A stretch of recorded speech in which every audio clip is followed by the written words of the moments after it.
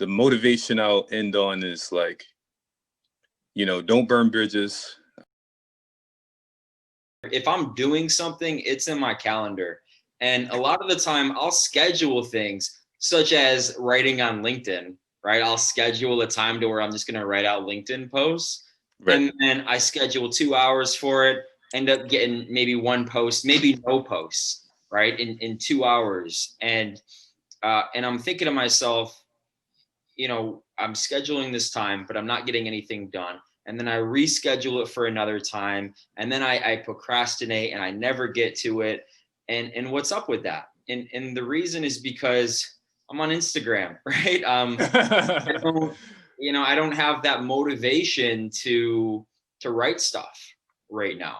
And I get distracted. Not only do I get distracted by Instagram, but I'm on Bleacher Report. I'm looking at the Buffalo Bills, right? And there's so many things that are vying for our attention that even when we make a schedule, even though we have things in our calendar, we still get nothing done because we're not really focused. Right. Yeah. So my take on that too, because when I saw your post, I'm like, because I've seen so many posts about time management. Oh, have a set schedule and this and that. And time management is a discipline. But like you said, like the other part of it is focus. So they kind of go hand in hand. So like if I have I scheduled 30 minutes to work on a project, whatever that project is. But focus is a mindset, you know what I mean? Discipline is an action, So I feel like if your mindset is right, that's more effective than, having a perfect system. Because if you have a perfect system, but your mindset is flawed, you can have the best time management ever and it's still not work out. What do you think about that? Everything is about mindset, right? I mean, if you have a bad mindset, it's going to be a tough life for you. Yeah. But if you have a good mindset, you can do lots of really amazing things.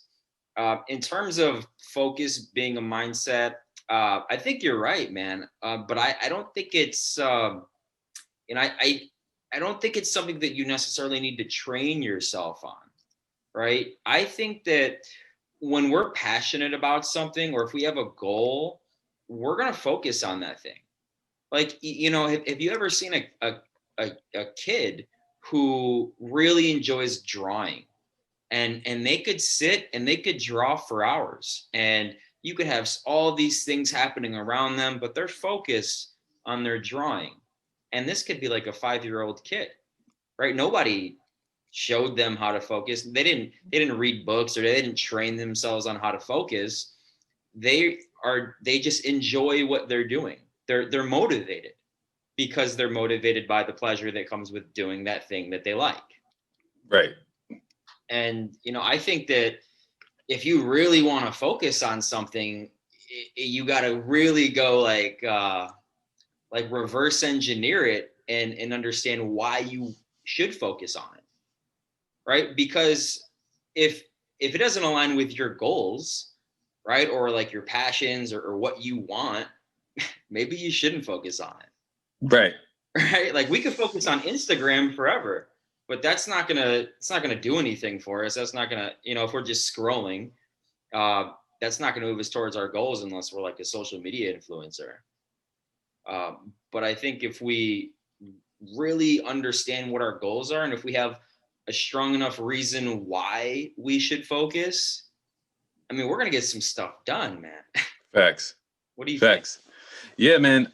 I like that analogy of the 5-year-old kid, because me as a kid, I couldn't spend 5 hours or hours drawing. Like that just wasn't my forte. But I was more into sports. Yeah. I could spend, whether it's playing sports, watching sports, analyzing sports, like that was my focus. You know what I mean? Like it wasn't even, if I had a conversation with somebody, like time just feel like it was flying by. but you talk a different, like, science wasn't my thing, art wasn't my thing. So I think as people, sometimes we feel like I should be able to focus about anything and everything.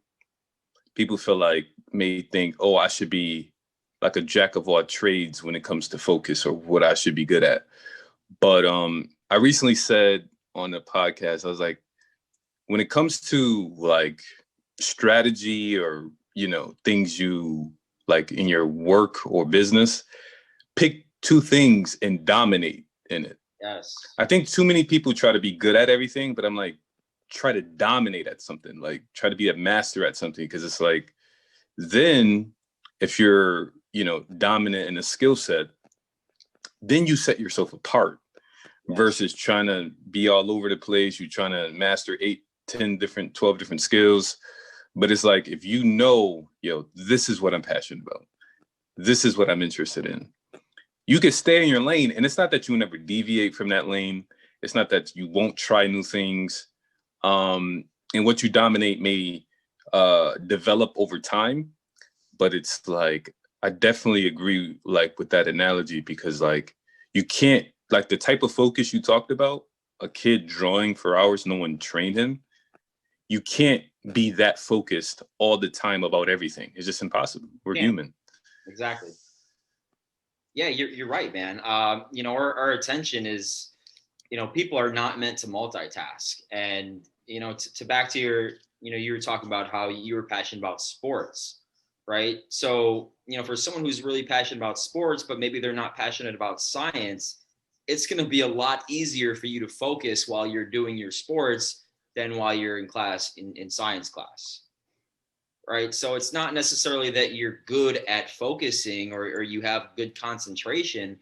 It's you're focused on what you want to be focused on, because that thing aligns with your goals. You like sports because either you want to continue to do sports, or you just really, you find pleasure in doing sports. So I totally agree with you there. And as in regards to, being good at everything, and I think that's the great part about, what we're doing here, right? We're collaborating. And that's really, if you want to accomplish everything and you want to be good at everything, focus on the things that align with your goals, and then team up with somebody who's good at the other things. Yeah. Exactly. If you want to be really good at science, don't be good at science, man. You don't like science. It doesn't align. You have a friend who likes science. Let them focus on that. That's what they're good at. Hey.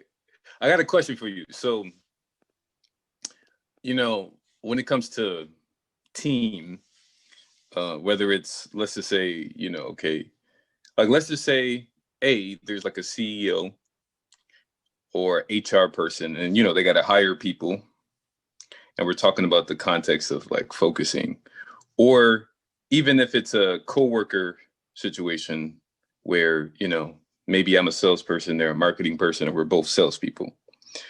But the question is like, how can people like, okay, let me ask the first question. There's two different questions. The first one is, if I'm managing someone, and we just talked about how people focus on different things, how could I understand or help them focus on or be good at what they're good at versus expecting them,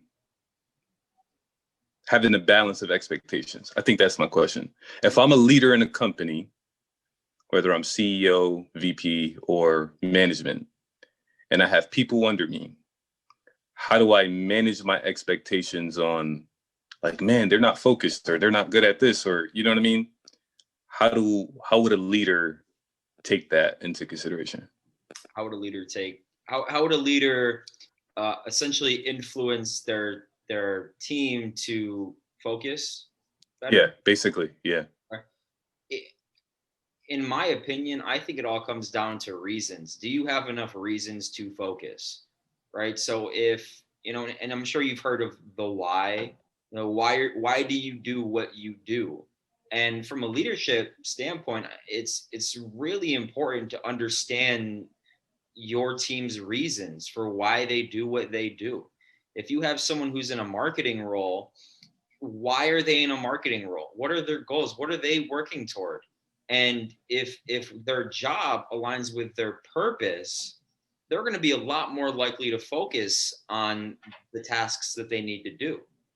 But if you have someone in a marketing role and they don't find purpose, they don't find meaning in their work, they're going to be distracted because they don't care. It doesn't align with what they want to do. Facts. So I think it all comes down to understanding your team's why. And if you can do that from a leadership standpoint, put your people in the right positions to work towards their goals, to focus on the things that they want to focus on. Because if you have someone who wants to play football and you put him in a science position, he doesn't care about science, he's not going to do too great. Hey. Yeah, I would have failed. I would have failed tremendously. That's awesome, bro. Now, the second question I have is, so now it's peer to peer, right? In some cases, people want to compete. Like, I see, we're on the same team or we work for the same company, but oh no, we're competitors.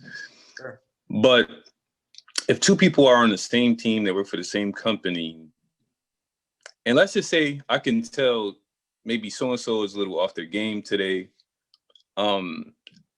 What advice would you have to two people that's on the same team that work for the same company? How could they help each other to focus and develop? And if one noticed like, oh, they kind of not focused today, what advice would you have from a team perspective? Sure. So how do you motivate, how do you influence your team members to remain focused? When you're a peer. When you're a peer. Man, I think we all get distracted. I think that's human psychology. No matter how hard we try, we're going to, we all have lives that we're living and things happen and we get distracted. And we're all going to have those days to where we're not as focused as we should be. But I think, personally, I don't think being a leader has anything to do with having a leadership position. I think peers can be leaders, and I think two people can be leaders together, and they're peers, and one helps the other. That's accountability, and the other helps the other. And it still goes back to the same concept of, why should I be focused? Why should I be focused on this thing? What's in it for me? If I'm making, cold calls, for example, and this happens a lot, right? I'm an SDR and I'm making cold calls. I'm making 100 plus cold calls every day. And I'm just getting hung up on. And I'm not even having conversations with people. I've got no meetings today. I've already made 97 phone calls. I've got 5 connects and they've all told me to go pound salt. How am I supposed to stay focused? Right. Well, you stay focused. And if this is happening to your team member, why are you doing it? Right? Why are you making cold calls? Why do you have this position that you're in right now? And if you can understand their why, their goals, what drives them, tie all that back. Because if we're reverse engineering things, the only reason why you have this job, the only reason why you're making cold calls is that at some point you thought that was going to help you get to where you want to be. And you get punched in the face a few times, especially as an SDR, because they get punched in the face a lot. It's really easy to forget why you're doing it. Facts. Yeah, man. One of the things that came to my mind when you were talking is like, one of the things, my motto for 2021, even though it's 2020, but I just made this, I think that I made this decision a couple of days ago. Tactical yet practical. Like, sometimes like, okay, like you said, let's just say an SDR is expected to make 150 calls a day. Practically, there's going to be days where maybe they're less motivated, or like you said, the rejection may get to them. So practically, they might need to, vent. I don't want to use the word vent, but just communicate with their team or their leader, like, hey, I'm a little discouraged today. Yeah. This and that happened. And instead of, they just got punched in the face, don't be that person that add to that. You know what I mean? Be there to try to uplift and add that camaraderie, and maybe just hearing them out or like relating with them, meeting them on their level. Like, yeah, man, I understand, 1 week I, faced rejection too, and this is how I got through it. I think those locker room conversations, if you will, if we're using sports analogies, that's what we need. We need to pump each other up, like, and maybe that 5-minute convo on that day, now they're back locked in, they could focus again. So no man should be left behind mentality. And I feel like that's like a practical way to like deal with team situations and sales. If two people are peers, or even like you said, anyone can be a leader, even if they're not in a leadership position. So I totally agree with that. Yeah, and I totally agree with what you're saying too. You can't, you can't be a military sergeant on someone who's just having a really bad day. And I think it's really important that we differentiate being distracted with being overwhelmed. Because now if you have pressure and you're overwhelmed and you're just like, what am I doing here? Like nothing is working. That's stress. And there's a big difference. And it's super important that we differentiate between being overwhelmed, being stressed, and being distracted. Right? Because if you see a team member who's stressed out, who's overwhelmed, take it a step back, man. Let's focus on the big picture. Your results today, in the end, it doesn't really matter. What really matters is the big picture results, the long-term results. If you're having a really bad day and you've grinded out and you're just overwhelmed and you're just at the brink, man, you can't take it anymore. If I'm a friend, I'm saying take the day off, man. Like if you care about that person, say maybe you should just take a break, right? Because if you're overwhelmed and you're stressed out, you're not going anywhere, right? You can still make those calls and you can still grind. You're going to have bad conversations. You're not going to be able to focus, but the reason you're not going to be able to focus isn't because you're distracted. It's because you're overwhelmed. Super big difference. So yeah, mental health is everything, man. Going back to what we said earlier about mentality, how bad mentality is not going to get you very far. Good mentality is going to get you pretty far. Our mentalities can get hurt, especially if you have a position to where it's a grind and maybe there's a lot of rejection. And it's super important that we protect our mentality and understand that these bad days, if you're having a really bad day and you need to take a break, man. Because this day in the grand scheme of things isn't gonna make a huge impact. It's about the consistent days, about the consistent actions that we take every day. So yeah, we gotta protect our mindset. We gotta protect the mindsets of the people who we care about, for sure.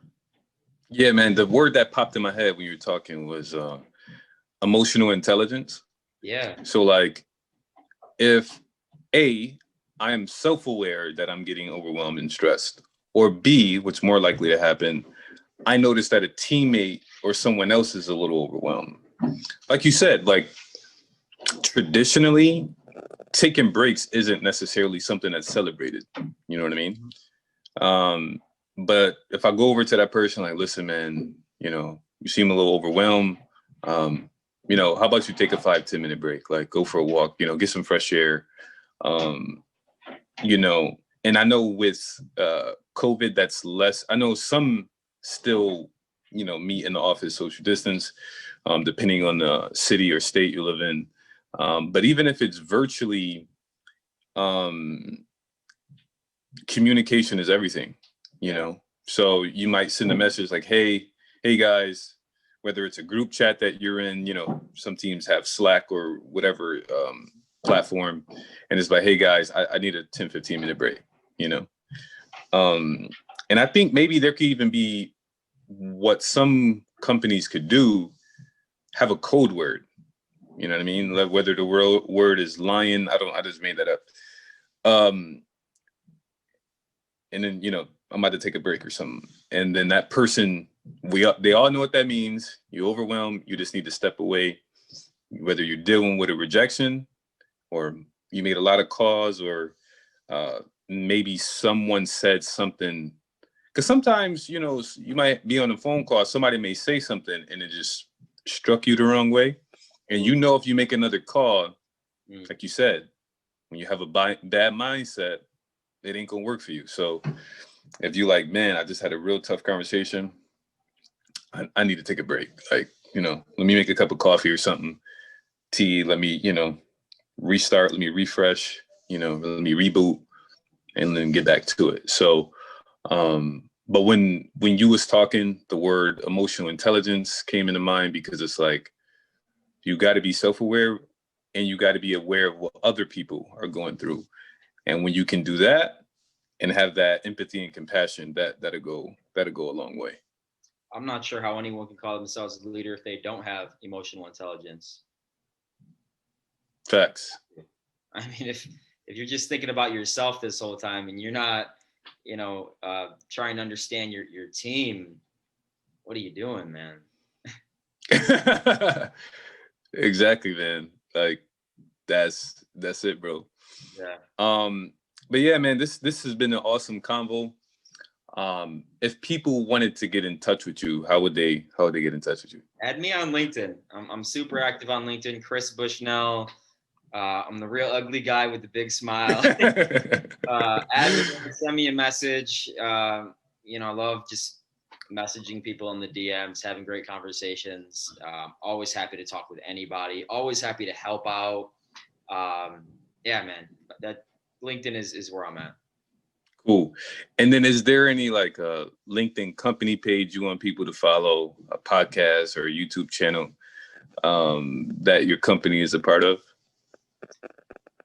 If we're doing a little shameless plug right here, I would love for people to check out Morningstar Miracles Foundation. It's my nonprofit organization that myself, along with many amazing people, are helping teenagers in underserved communities. We're providing them with scholarships. We're providing them with educational, financial resources. We're helping them overcome a lot of the adversities that they face trying to be successful and go through college with all of the obstacles that they have to face. And we're doing a lot of great things. So check out Morningstar Miracles Foundation, and any support anyone would, if anyone wants to talk about that or support in any way, I would love to help out and talk. Awesome, bro. I appreciate it. And I don't know why I didn't start with this, but I'm going to end with this. I'm going to end on a high note. You and I met in Buffalo, New York, like 2015, 2016, yeah. And now it's, 2020 going on 2021. We've kind of kept in contact over the years, and now we're here doing a video together. We met at Toastmasters, and it just shows that, relationships matter, bro. The motivation I'll end on is like, don't burn bridges, keep in touch with people, and especially now with the whole globe being on the pandemic, like just be kind to people and like just do the neighborly thing. So that's what I'll end on. Yeah, it's you can do anything if you set your mind to it, but it's a whole lot easier when you have people helping you. For sure, bro. All right, Ashaad, thanks for having me. Take care, buddy. See ya.